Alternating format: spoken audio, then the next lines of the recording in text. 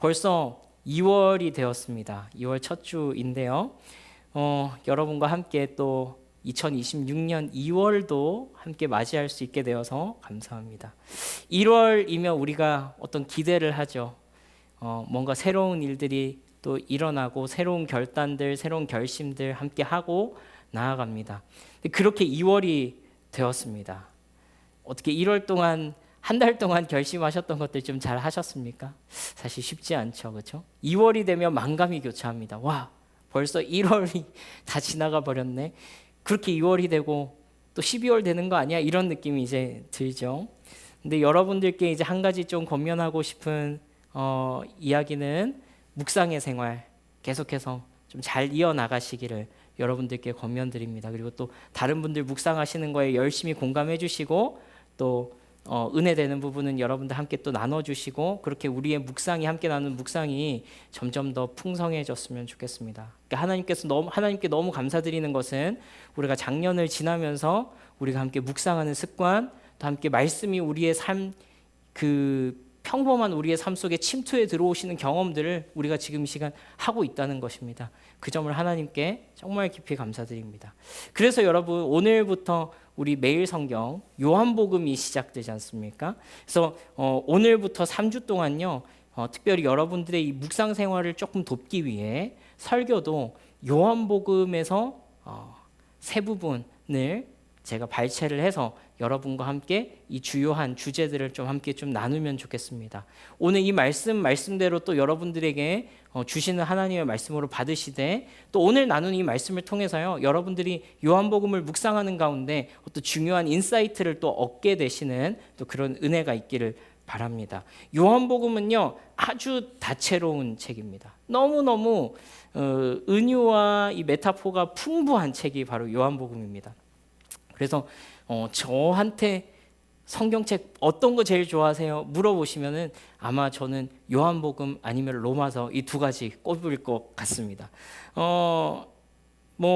그래서 이제 요한복음의 모든 그 숨겨진 요소들, 어떤 문학적인 요소들, 또 그런 풍부함들을 다 나눌 수는 없겠지만요, 오늘 여러분들과 함께 이 말씀을 보면서 여러분들이 요한복음을 읽어 나가는데 중요한 어떤 힌트를 얻을 수 있으리라 생각합니다. 자, 요한복음은요 이렇게 시작하죠. 우리 오늘의 묵상 말씀이기도 합니다. 우리 이 말씀 같이 한번 소리내어 읽어보겠습니다. 시작. 태초에 말씀이 계시니라. 이 말씀이 하나님과 함께 계셨으니 이 말씀은 곧 하나님이시니라. 요한복음 1장 1절 말씀이죠. 이 말씀은요 창세기 1장 1절의 완벽한 오마주입니다. 이 구약 히브리어 성경을 그리스어로 번역한 것을 70인역이라고 하는데요, 이 70인역과 이 헬라어 요한복음 1장 1절을 비교해 보면요, 이거는 분명히 창세기 1장 1절을 염두에 두고 썼구나 하는 것이 너무나도 분명하게 드러납니다. 무슨 말이죠? 예수님이 곧 하나님이시라는 거예요. 예수님은 곧 창조주 하나님이시라는 거예요. 온 세상을 창조하실 때 예수님께서 함께 계셨고 또 그 첫 시작에 선포된 그 말씀의 능력, 없는 것을 있는 것처럼 부르시고 흑암과 공허 가운데 질서를 창조하시며 그분의 말씀 가운데 온 우주가 탄생하고 모든 생명이 싹쓸 튀었던 그 말씀의 본체, 그분이 바로 예수님이시다라는 거예요. 근데 그 예수님께서 오늘 요한복음을 통하여서 다시 등장하십니다. 왜 다시 등장하실까요? 이미 창조는 다 이루어졌는데 모든 것이 다 존재하는데 왜 다시 예수님이 또 등장하시는 걸까요? 그것도 창조주의 이름으로. 그것은 예수님께서 죄와 사망 가운데 마치 걸어 다니는 것 같으나 죽어 있는 존재들, 존재하는 것 같으나 무질서한 존재들, 창조되어져 있는 것 같으나 사실은 없는 것 같은 이러한 흑암과 공허로 가득 차 있는 이 세상 가운데 새로운 창조를 일으키실 창조주 하나님으로 이 땅 가운데 오셨다. 그것이 말씀이 육신을 입고서 이 땅 가운데 오신 예수님의 모습이다 할 수 있습니다. 그래서요 여러분, 창세기 1장은요 이 창조의 메타포를 가득 담고 있습니다. 창세기 1장은요 전형적인 창조의 이 틀 속에서 진행되는 것을 볼 수 있습니다. 특별히 이 날 개념이 그런데요, 우리 한번 이 말씀 한번 보실까요? 우리 요한복음 1장 29절 말씀 우리 남자분들만 함께 한번 읽어보겠습니다. 시작. 이튿날 요한이 예수께서 자기에게 나아오심을 보고 이르되 보라 세상 죄를 지고 가는 하나님의 어린 양이로다. 요한복음 1장 35절을 여자분들만 함께 읽어보겠습니다. 시작. 한 번 더 남자분들이 1장 43절을 읽어보겠습니다. 시작. 이튿날 예수께서 갈릴리로 나가려 하시다가 빌립을 만나 이르시되 나를 따르라 하시니. 우리 요한복음 2장 1절은 다 같이 한번 읽어보겠습니다. 시작. 사흘째 되던 날 갈릴리 가나에 혼례가 있어 예수의 어머니도 거기에 계시고. 자, 여러분 보십시오. 처음에 뭐라고 말합니까? 처음에 예수님께서 창조주 하나님이시다 라는 사실이 기록됐죠. 이것이 첫째 날입니다. 이튿날 그렇게 얘기합니다. 29절에. 그렇죠? 두 번째 날입니다. 또 뭐라고 말합니까? 요한복음 1장 35절에 이튿날 이렇게 말합니다. 자, 지금 3일째예요. 또 요한복음 1장 43절에 또 이튿날 이렇게 말합니다. 네 번째 날입니다. 그리고서 가나 혼인잔치는 뭐라고 말해요? 사흘째 되던 날. 4 더하기 3은 4 더하기 3 뭐죠? 7, 일곱 번째 날. 그래서요, 여러분, 가나 혼인잔치는 창조의 완성된 날, 창조의 일곱 번째 날 일어난 일에 대한 기사예요. 우리 이 부분은 다음 주에 여러분들과 함께 나누도록 하겠습니다. 잔뜩 기대하시고요. 그래서요, 여러분, 이 창조의 6일간의 기사가 1장까지예요.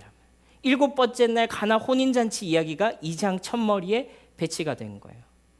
창조의 안식이 있는 날, 기쁨이 있는 날, 하나님과의 영원한 혼인잔치가 계속되어질 날 가운데 기쁨이 상실되어 버린 이 세상의 이야기가 가나 혼인잔치의 이야기인 겁니다. 자, 그러면은 이 창조의 7일이라는 이 메타포 속에서 오늘 이 요한복음은요, 이 7이라는 숫자를 잘 사용하는데요. 여러분들 요한복음 읽으시다가 뭐 7, 6 이런 숫자는요, 조금 눈여겨보시면 좋습니다. 뭐 심지어는 요한계시록도 마찬가지입니다. 이 요한은요 7이라는 숫자를 창조의 완성된 숫자로 자주 사용하기 때문에 그렇습니다. 그래서 이제 요한계시록에서도 소아시아의 무슨 교회? 7교회, 에서버두 사빌라 7교회가 등장을 하는 것이고요. 또 뭐 7이라는 이제 많은 은유를 또 쓰고 있습니다. 그러니까 우리가 이제 요한복음 1장, 2장에 거쳐서 이렇게 창조의 이 은유를 함께 이제 보고 있다면 이번 시리즈에서는 함께 다루진 않겠습니다만 요한복음 나중에 12장에서부터 20절까지 예수님의 마지막 일주일을 주민해가지고 보여주는 것이 요한복음 12장부터 20장까지거든요. 그러니까 거의 요한복음이 21장까지 있으니까 거의 30%를 예수님의 마지막 일주일에 이렇게 쭉 땡겨가지고 보고 있는 거예요. 처음 7일은 어떤 이야기예요? 하나님께서 이 예수님을 통하여서 이 땅 가운데 새로운 창조를 시작하신 그 이야기를 담고 있다면 예수님의 마지막 그 일주일, 마지막 7일간을 쭉 주민해가지고 예수님께서 죄와 허물로 죽었던 우리를 다시 새롭게 창조해 나가실 그 7일간의 이야기. 그래서 예수님의 죽으심과 부활이라는 이 새 창조의 이야기가 요한복음 뒤쪽에 배치되어 있는 것이죠. 자, 여러분, 그래서요 오늘 우리가 읽은 이 말씀은요 이 창조의 맥락 속에서 우리가 읽어야 합니다. 창조의 맥락 속에서 예수님께서는 온 세상을 창조하셨던 말씀 그 자체였습니다. 이제 그 말씀이 이 땅 가운데 오셔서 구체적으로 이 하시는 사역이 등장하는데요. 창조의 사역이 등장하는데요. 그 예수님의 창조하시는 사역은 어떤 모습으로 표현되냐면 바로 제자들을 부르시는 사역으로 시작된다는 거예요. 아무것도 없는 제자들, 아무것도 내세울 것 없는 제자들을 불러서 예수님의 사역에 동참시키시는 거예요. 새 창조의 사역에 동참시키시는 거예요. 어떤 백그라운드가 있어서 그런 것이 아닙니다. 그들 가운데 어떤 자격이나 조건이 되어서 그런 것이 아닙니다. 예수님께서 자격 없고 조건 없이 그들을 찾아가셔서 너 이제부터 내 제자 해라 라고 불러내시는 거예요. 베드로야, 빌립아, 나다나엘아, 성진아, 현정아 이런 식으로 불러내시는 거예요. 하나님께서 불러내시는 거예요. 여러분, 특별히 오늘 우리가 읽은 말씀에서는요, 예수님이 나다나엘, 이 다른 성경에서는 바돌로메라고 불리는 이 제자를 부르시는 그 장면에 우리가 오늘은 한번 좀 집중해 보려고 합니다. 오늘 이 말씀을 통해서요, 우리를 창조의 말씀으로 불러내시는 이 예수님의 부르심이 우리의 속사람을 새롭게 창조하시는 하나님의 은혜로운 부르심, 하나님의 은혜로운 창조하심이 되기를 바랍니다. 오늘 이 창조의 이야기 속에서 예수님은요, 첫 번째로 아무 기대가 없었던 나다나엘을 찾아가셔서 부르십니다. 아무 기대가 없는, 아무런 어떤 가능성을 보지 못하는 이 나다나엘을 찾아가셔서 부르시는 예수님의 모습을 보게 돼요. 우리 45절, 46절 말씀만 함께 한번 읽어보겠습니다. 시작. 빌립이 나다나엘을 찾아 이르되 모세가 율법에 기록하였고 여러 선지자가 기록한 그 일을 우리가 만났으니 요셉의 아들 나사렛 예수니라. 나다나엘이 이르되 나사렛에서 무슨 선한 것이 날 수 있느냐. 빌립이 와서 보라 하니라. 죄송합니다. 빌립이 이르되 와서 보라 하니라. 빌립이 예수님을 만난 후에 나다나엘에게 예수님을 소개합니다. 근데 나사렛은 성경에 주목받는 도시가 아니었죠. 이 나사렛은 시골 동네였습니다. 성경에 구체적으로 지명이 등장한 적도 없습니다. 구약 성경에서 주목하지 않았던 곳입니다. 이 빌립이 성경에 기록된 메시아를 만났다라고 나다나엘에게 전하니까 이 나다나엘이 반문합니다. 나사렛에서 무슨 선한 것이 나겠느냐라고 말입니다. 여러분, 예수님의 부르심은요, 자주 이런 곳에서 일어납니다. 역사 가운데, 우리의 경험 가운데 자주자주 이런 상황 가운데서 예수님의 부르심이 일어난다라는 것을 우리는 확인하게 됩니다. 어떤 곳입니까? 내가 기대하지 않았던 곳입니다. 내가 그곳 가운데서 예수님을 만날 것이라고 생각하지 못했던 그곳입니다. 내 가운데 어떤 소망이 풍성하고 기쁨이 풍성하고 은혜가 풍성하고 뭔가 이곳 가운데서 하나님의 역사가 일어나겠구나라는 기대감보다는 메말라 있고 비관적이고 의문스럽고 반문하게 되는 그런 상황입니다. 그런데 그런 상황 가운데서 하나님이 이 나다나엘을 찾으셨던 것입니다. 여러분, 이것을 통해서 우리가 발견하게 되는 것은 무엇입니까? 내가 믿음이 있어서 하나님을 찾아낸 것이 아니라는 거예요. 내 가운데 소망이 풍성해서 그 은혜의 자리로 내가 찾아갔던 게 아니라는 것입니다. 오히려 어떻습니까? 흑암과 공허, 어둠, 혼란스러운 마음, 하나님께서 케이오스를 코스모스로 바꾸셨다 그러죠. 혼란과 혼돈을 질서로 바꾸셨다 그러죠. 우리 마음도 그랬지 않습니까? 혼란스럽고 혼돈스럽고 뭔가 정리가 되지 않았고, 내 인생은 어떻게 흘러갈까? 내 인생을 하나님께서 어떻게 풀어가실까? 내 미래는 보장되어 있을까? 하나님이 내 삶 가운데서 일하시기는 할까? 그런 의문이 들 때 그곳 가운데서 예수님께서 찾아가 주시는 것입니다. 그 혼란스러운 가운데 예수님의 창조가 내 삶에 개입하시는 것이죠. 여러분, 나다나엘은요, 바로 이 혼란스러운 중에, 기대하지 않던 중에, 믿음 없는 중에 예수님을 향한 초대를 받았습니다. 여러분들도 그러한 기대가 있지 않으십니까? 여러분들은 어떤 기대를 가지고 이곳 가운데 오셨습니까? 그런데 여러분, 이곳 가운데서 우리가 예수님을 만나기도 하고요, 우리가 눈물을 쏟아내기도 하고요, 우리를 다시 찾아주시고 만나주시는 하나님을 대면하기도 하는 것입니다. 여러분, 이것이 우리에게 베풀어 주시는 하나님의 은혜인 것이죠. 하나님의 초대인 것이죠. 여러분, 두 번째로는요, 이 나다나엘이 만난 예수님은요, 나다나엘이 예수님의 존재에 대해서 알기 전에 시간적으로 예수님께서 뭔가 나다나엘이 예수님의 존재를 인지하고 그분을 찾고 하는 이 시간적으로 예수님이 그런 어떤 인지가 되기 전에 먼저 나다나엘을 알고 계셨다는 겁니다. 내가 먼저 예수님을 뭔가 알고 그분에 대한 지식이 있고 그분을 찾아가기 전에 시간적으로 먼저 그분께서 나다나엘을 알고 계셨다고요. 우리 47절, 48절 함께 한번 읽어보면 좋겠는데요. 우리 47, 48절 함께 읽어보겠습니다. 시작. 예수께서 나다나엘이 자기에게 오는 것을 보시고 그를 가리켜 이르시되 보라, 이는 참으로 이스라엘 사람이라. 그 속에 간사한 것이 없도다. 나다나엘이 이르되 어떻게 나를 아시나이까? 예수께서 대답하여 이르시되 빌립이 너를 부르기 전에 내가 무화과 나무 아래에 있을 때에 보았노라 그랬습니다. 여러분, 빌립이 나다나엘을 부르기 이전에 예수님께서 먼저 나다나엘을 알고 계셨습니다. 여러분, 사실 관계라는 것은 어떨 때 형성됩니까? 관계라는 것은요. 제가 이렇게 설교를 준비하다가 나름 꽤 괜찮은 말인 것 같은데 이런 표현이 떠올랐는데 이런 생각이 들더라고요. 관계라는 것은 두 사람이 하나의 시간을 공유할 때 생기는 것이죠. 여러분 공감하십니까? 두 다른 인격체가 하나의 시간을 공유할 때 관계라는 것이 형성된다라는 말입니다. 여러분, 한 사람만 관찰하고 한 사람만 쫓아다니는 것을 보고 뭐라고 합니까? 짝사랑이라고 그러죠. 이것은 서로 간의 관계가 생성되지 않습니다. 뭔가 이 스파크가 튀지 않습니다. 이게 심해지면 뭐가 됩니까? 네, 스토킹이다라고 그러죠. 제 아내를 3년 동안 쫓아다녔는데 그 수위가 스토킹과 쫓아다님의 이 미묘한 간당간당거림이 있었습니다.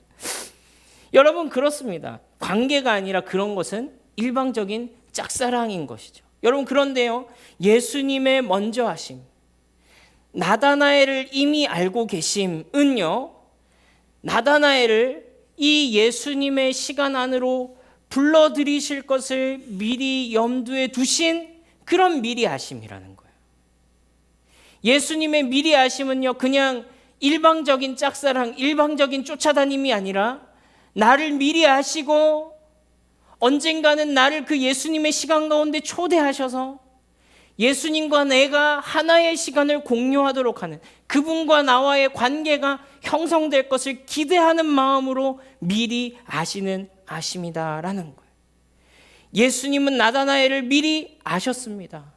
그리고 이 나다나엘을 예수님의 시간 안으로 초대하셔서 이 나다나엘이 얼마나 오랫동안 예수님의 사랑을 받고 있었는지를 깨닫게 하시는 것입니다. 여러분, 이것이 우리가 예수님의 사랑을 깨닫는 방식이죠. 나는 예수님과 관계없이 살고 있었습니다. 나는 예수님을 떠났었습니다. 나는 어떻게 보자면 이 믿음의 아주 중심으로 들어오지 못하고 변두리를 겉돌고 있었습니다. 이름은 기독교인인데, 이름은 그리스도인인데 내가 그분의 사랑에 가장 깊숙한 곳까지 들어가지 못하고 나를 헌신하지 못하고 나를 드리지 못하고 그 변두리에서 맴돌고 있었다라는 거예요. 그런데 여러분, 그 어느 날 예수님께서 우리를 자기의 시간 가운데로 초대하셔서 예수님, 그 모든 것이 당신의 사랑이었네요. 예수님, 그 모든 것이 당신의 부르심이었네요를 깨닫게 하시는 방식으로 그분의 사랑 가운데 초대하시더라는 거예요. 예수님과의 인격적인 만남을 가지고 은혜를 받고 우리가 얼마나 오랫동안 이 장구한 사랑을 받고 있었나 비로소 깨닫게 되는 것이죠. 여러분, 그래서 세 번째로는요, 예수님께서 내가 어디서 무엇을 하고 있는지 다 지켜보고 계셨다는 거예요. 장소를 초월해서 내가 어디에서 무엇을 하고 있을 때 다 지켜보고 있었다는 거예요. 우리 48절 말씀만 함께 한번 읽어보겠습니다. 48절 말씀 함께 읽어봅니다. 시작. 나다나엘이 이르되 어떻게 나를 아시나이까? 예수께서 대답하여 이르시되 빌립이 너를 부르기 전에 네가 무화과 나무 아래에 있을 때에 보았노라. 여러분, 이건요, 내가 어디서 무엇 하고 있는지 예수님께서 다 지켜보고 계신다. 너 죄 지으면 예수님 다 보고 계신다. 너 잘못하면 하나님이 이놈한다. 이런 의미로 다 지켜보고 계셨다라는 말이 아니에요.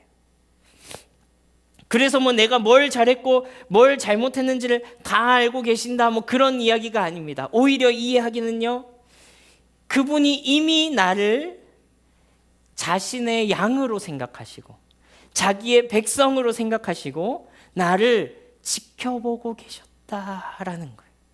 여러분이 이 뉘앙스의 차이가 느껴지십니까? 예수님의 말투에 묻어나는 이 따뜻함을 여러분 느끼시겠습니까?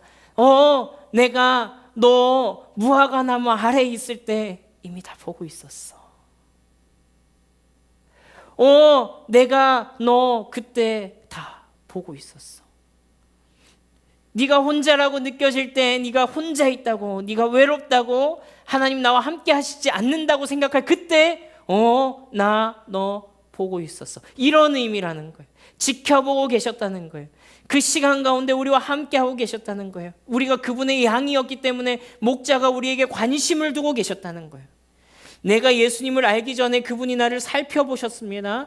내가 어디에 있든지 무엇을 하든지 그분이 사랑의 눈으로 우리를 바라보셨습니다. 그리고 어떻게 하셨냐면 우리 속에 은혜 베푸실 만한 건덕지를 찾아내서 어떻게 해서든지 우리에게 사랑을 주시려고 하는 그분의 마음이 담겨 있었다라는 거예요.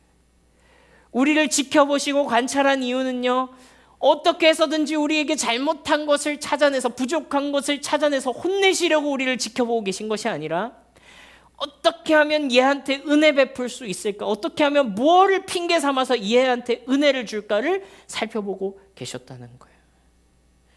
여러분, 내가 믿음이 없을 때, 내가 어떤 기대와 소망을 가지고 살아가지 않을 때 두 번째는 뭐였습니까? 내가 주님을 알기 전에 시간적으로 먼저, 그리고 이미 내가 어디에 있든지 나를 지켜보고 계신 그 예수님, 우리가 함께 살펴봤죠.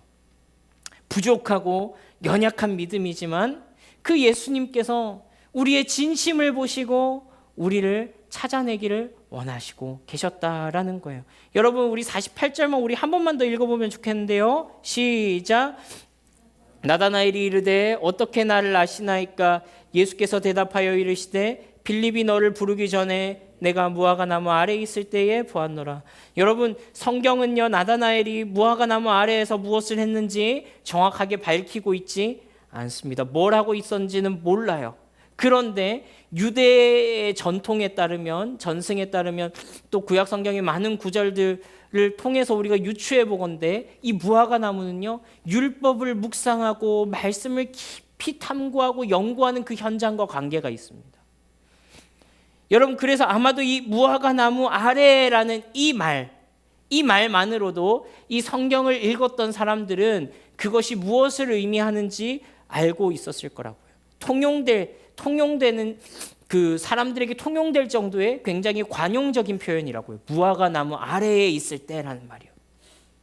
여러분, 나다나엘은요, 무화과 나무 아래에서 말씀을 묵상하고 있었고 예수님께서 그때 그 모습을 주목하여 보셨다라고 보아도 아무 무리가 없을 것입니다.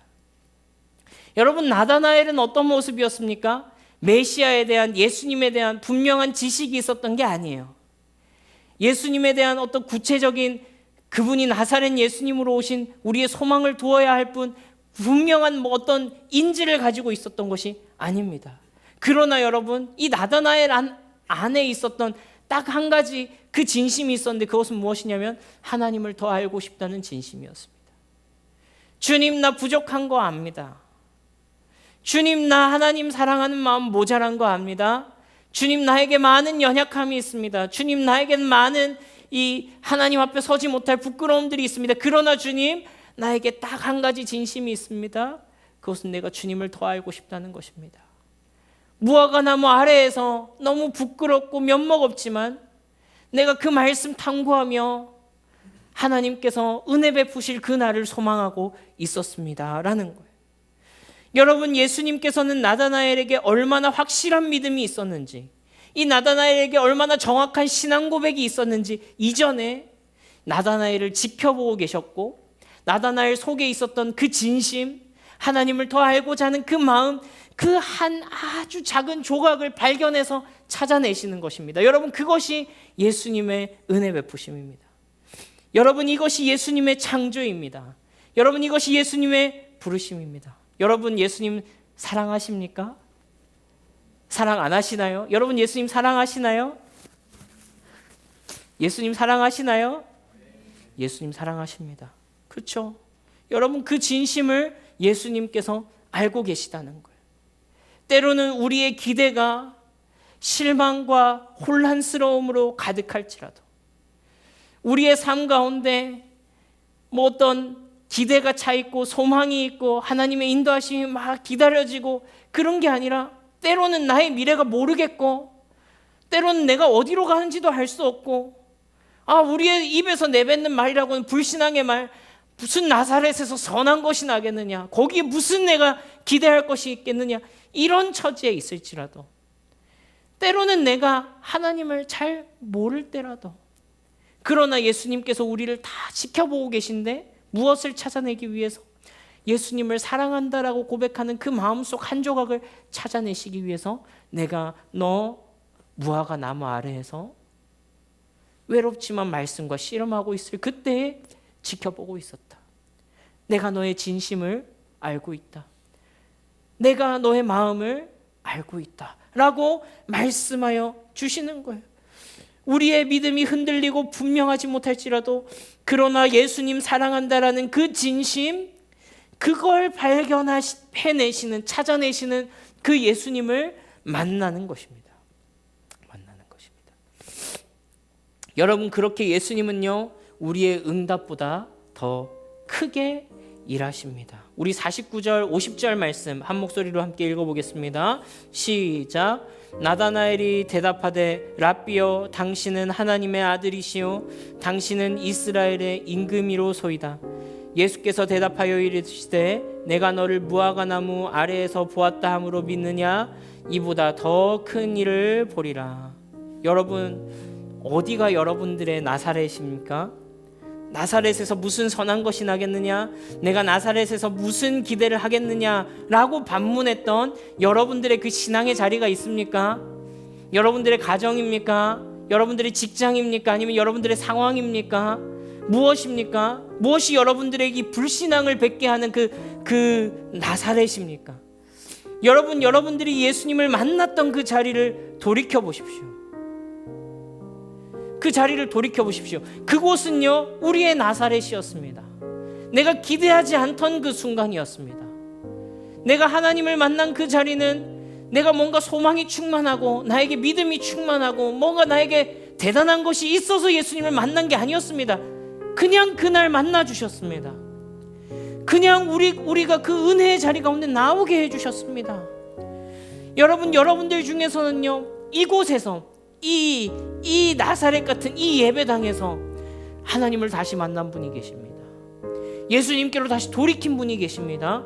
처음으로 예수님과 대면한 분들도 계십니다. 여러분이 기대하지 않았던 때에, 여러분이 아직 예수님을 찾기 전에 예수님이 날 지켜보지 않고 있다고 생각할 그때에 예수님은요, 흑암과 공허를 향해서 빛이 있으라고 말씀하시고 그분의 제자로 여러분들을 다시 초대하고 계신 것입니다. 초대하고 계신 것입니다.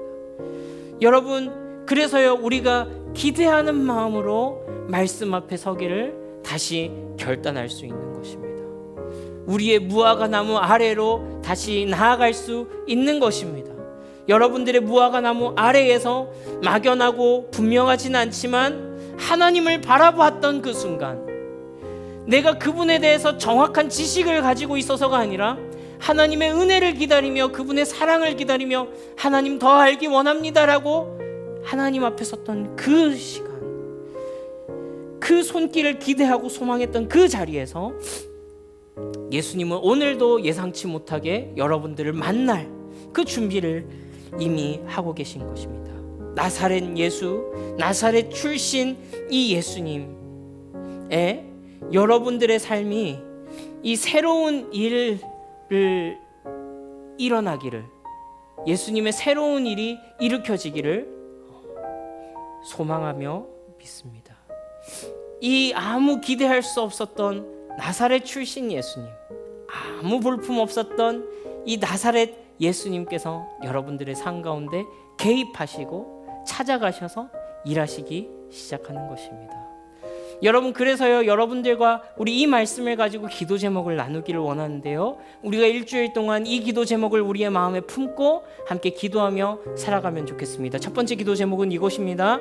우리의 모든 흑암과 혼돈의 상황 가운데서 우리를 불러주시는 예수님의 음성을 듣기 원한다고 기도합시다. 여러분들의 2월은 어떤 계절입니까? 여러분들에게 혼란스럽고 앞을 알 수 없고 어디로 가야 할지 모르겠고 무엇이 예수님을 따라 살아가는 것인지 주님, 난 모르겠습니다. 혼란스럽고 혼돈스럽습니다. 걱정스럽습니다. 그 가운데 창조주 예수님께서 말씀으로 여러분들 속에 질서와 광명을 창조해내시는 그 아름다운 은혜가 있기를 바랍니다. 그 음성을 들으시는 여러분들 되기를 바랍니다. 두 번째 기도 제목입니다. 네가 무화과 나무 아래에 있었다고 함으로 믿느냐? 그러나 너는 더 큰 일을 보리라 말씀하신 주님의 말씀을 기대하며 하나님께서 우리의 삶에 일으키실 큰 일을 사모하면 좋겠습니다.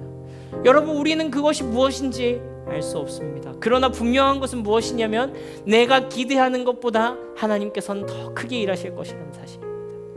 우리의 삶 가운데 하나님께서 은혜 베풀어 주실 것이라는 사실입니다. 그리고 우리를 내가 생각하지 못했던 곳으로 인도하시며 하나님께서 우리를 사용하여 주실 것입니다. 여러분, 세 번째 기도 제목입니다. 이것은 우리를 위한 기도 제목인데요, 우리 공동체 가운데 이 일이 지속적으로 일어나기를 기대합시다. 무슨 말이냐면요, 여러분, 우리는 각자가 다 혼란스러운 삶을 살고 있습니다. 그렇죠? 우리 중에 누구도 녹록한 삶을 사는 사람, 여유 있다라고 생각하면서 사는 사람 아무도 없습니다. 그렇죠? 우리 공동체 가운데 또 오늘 참석하지 못한 자들 중에서는 또 기도가 필요하고 함께 우리의 중보가 필요한 자들도 있습니다. 우리 다 같은 상황인 거예요.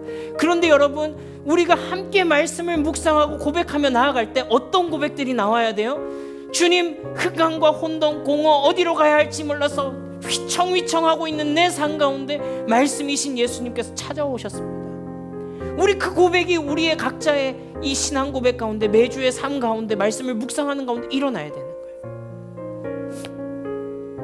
내가 전혀 기대하지 않았던 나사렛이라는 곳에 예수님께서 찾아와 주셨습니다. 나사렛에서 무슨 선한 것이 나겠느냐, 불신앙의 말만 내뱉고 있던 나의 삶 가운데 예수님께서 찾아오셔서 내가 너를 보았다라고 말씀해 주셨습니다. 이런 고백이 우리 공동체 가운데서 일어나야 되는 거예요. 여러분, 저는 이 하나님께서 일으키실 큰 일을 기대하고 소망합니다. 하나님께서 여러분들 삶 가운데 개입하실 것이고 우리 공동체 가운데 개입하셔서 이 고백이 날마다 더하여지게 하실 것입니다. 아멘이십니까? 아멘. 이 나다나엘은요, 이 진심 하나 가지고 예수님 만났던 사람이에요. 근데 이 나다나엘, 바돌로메가 전승에 따르자면 저기 인도에 가서 순교했다 그럽니다. 가죽이 벗겨진 채로 하나님 앞에 자기의 생명을 드렸다 그럽니다. 그래서 미켈란젤로의 이 나다나엘의 그림이나 이런 데 보면요, 나다나엘이 자기 가죽을 이렇게 들고 있습니다. 이 근육이 다 드러난 채의 이 흉상 같은 것들이 조각되어 있습니다. 여러분들에게 어디 가서 순교하라는 말 아닙니다. 그러나 여러분, 나다나엘이 삶이요, 처음과 비교했을 때 너무너무 영광스러운 모습으로 하나님 앞에 드려졌더라는 거예요. 그 처음은 어디로 갈지 몰라 방황하고 회의적이고 그게 되겠어 하고 반문하는 인생이었다면, 그 마지막은 하나님 앞에 자기를 온전히 드리고 영광과 환희에 차서 하나님께 영광 올려드린 인생, 하나님께 찬송이 되는 인생으로 그 인생을 하나님께 올려드렸다라는 거예요. 여러분, 우리 함께 찬양하고 우리 나눠드렸던 세 가지 기도 제목으로 함께 기도하실 때요, 주님, 우리 가운데 그 소망 품게 해주십시오. 내가 처음 예수님 만났던 그때 뭐가 있어서 예수님 만난 것이 아니라 우리 속에 흑암과 혼돈과 공허로 가득 차 있었던 내 인생 가운데 주님 개입하여 주셔서 내 속에 있는 그 작은 사랑, 내 속에 있는 그 작은 어떤 흔적을 찾아서 우리에게 어떻게 해서든지 은혜 좀 베풀어 주시려고 하셨던 그 사랑, 주님 그 사랑에 반응하여서 주님, 내가 다시 하나님과의 그 말씀의 자리로, 은혜의 자리로, 주님과 동행하는 자리로 나아가기 원합니다. 우리 그렇게 찬양하고 기도하면 좋겠습니다.